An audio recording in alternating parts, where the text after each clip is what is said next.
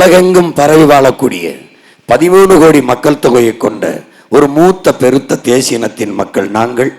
எங்களுக்கொன்று ஒரு நாடு அடைந்து எங்கள் மொழி, எங்கள் கலை, எங்கள் இலக்கியம், எங்கள் பண்பாடு, எங்களின் தொன்று தொட்ட வேளாண்மை, எங்கள் வரலாறு இவற்றையெல்லாம் பாதுகாத்து மற்ற இனங்களைப் போல பெருமையோடு உயர்ந்து சிறந்து வாழ முடியாதா என்ற கனவோடுதான் எங்கள் தலைவன் ஈழத் தாயகத்தில் தமிழ் தேசிய இனத்திற்கென்று ஒரு தனித்த சுதந்திரம் பெற்ற நாடை அடைய வேண்டும் என்று போராடினர். அந்த போராட்டத்தை பிரிவினைவாதம், பயங்கரவாதம் என்று பழி சுமத்தி உலக நாடுகள் எல்லாம் 22 நாடுகள் இணைந்து அந்த விடுதலை போராட்டத்தை அழித்து வீழ்த்தியது. லட்சக்கணக்கான மக்கள் கொன்றொழிக்கப்பட்டோம். ஓராண்டுக்குள் 1,70,000 மக்கள் கொன்றொழிக்கப்பட்டோம்.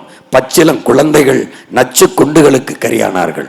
கர்ப்பிணி பெண்கள் உடல் சிதறி செத்து கிடந்தார்கள். வயது முதிர்ந்தவர்கள் 2 துண்டாக துடிதுடிக்க செத்து கிடந்தார்கள்.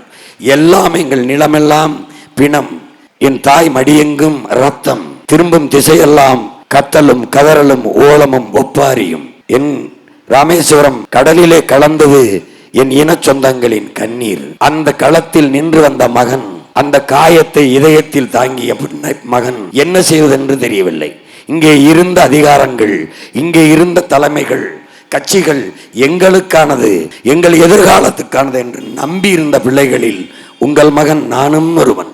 சீதைத்து அழித்து ஒழிக்கப்பட்ட இனத்தின் பிள்ளைகள்.